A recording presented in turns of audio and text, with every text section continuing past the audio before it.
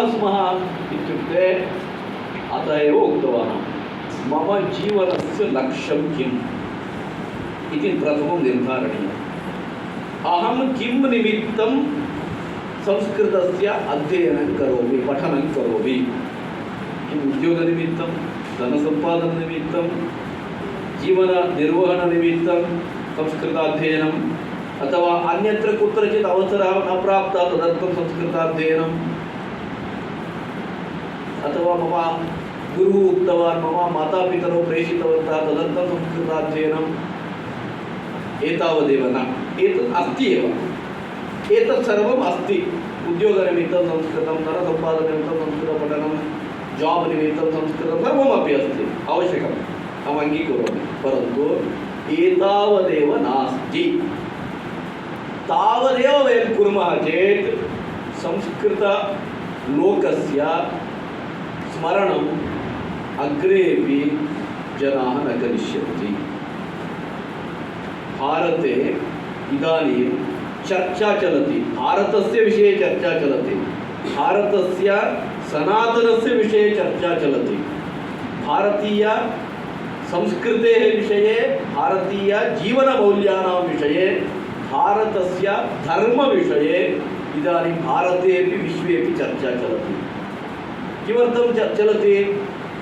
केचन विरोधरूपेण चर्चां कुर्वन्ति, केचन अपेक्षा अस्ति अतः आवश्यकम् इति चर्चां कुर्वन्ति। उभयतापि अस्ति। नेरेटिव् इति आङ्ग्लभाषायां वदन्ति। संस्कृतविषयेपि नेरेटिव् अस्ति। इदानीं विमर्शः अस्ति। कः विमर्शः? संस्कृतम् इत्युक्ते उपेक्षाभावः अस्ति। संस्कृतं पठित्वा किमपि प्रयोजनं नास्ति। संस्कृतं केवलं कर्मकाण्डस्य भाषा। संस्कृतं पठति चेत् उद्योगः न लभ्यते।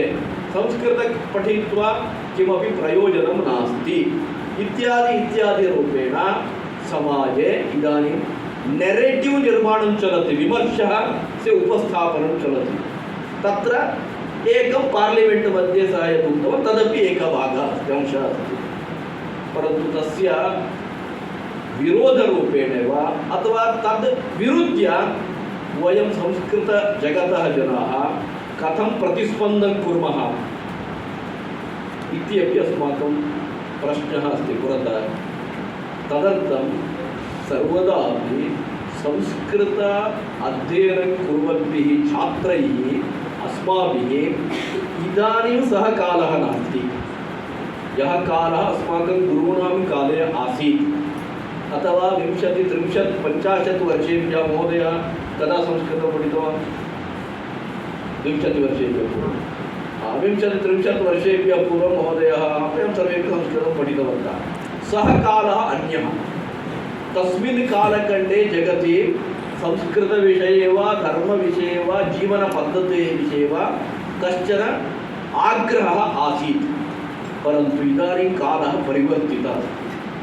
अग्रे कालः परिवर्त्यते, परन्तु इदानीं परिवर्तितकालखण्डे वयं कथं जीवनं कुर्मः, कथं भवामः, कथम् अस्माकं विचारस्य प्रतिपादनं वयं समाजस्य पुरतः कुर्मः, तदर्थं मम का सज्जता, मम ज्ञानवृद्धिः, कौशलवृद्धिः, भाषावृद्धिः, चिन्तनविकासः, दृष्टिविकासः, मनोविकासः, एतत् सर्वम् अपेक्षितम्।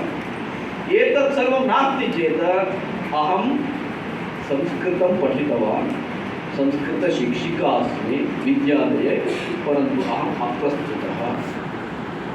संस्कृतं पठितवान्, PhD कृतवान् अस्मि, विद्यावारिधिं कृतवान्, संस्कृतं पाठयितुं कुत्रापि कस्मिन्नपि विद्यालये प्रविष्टवान्, परन्तु अहं संस्कृतविषयस्य सन्दर्भे अहं समाजस्य पुरतः मम विचारस्य मण्डनं कर्तुम् असमर्थः, तर्हि अहम् अप्रस्तुतः।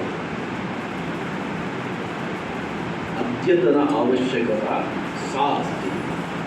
एतस्य भारतस्य निर्माणं कर्तुम् इच्छामः इति वयं वदामः। आदौ वयं सर्वे अपि उक्तवन्तः भारतमातुः पुत्राः पुत्र्यः इति। भारतमातुः पुत्रैः किं करणीयं? मातुः अपेक्षारूपणं सेवाकार्यं करणीयम्।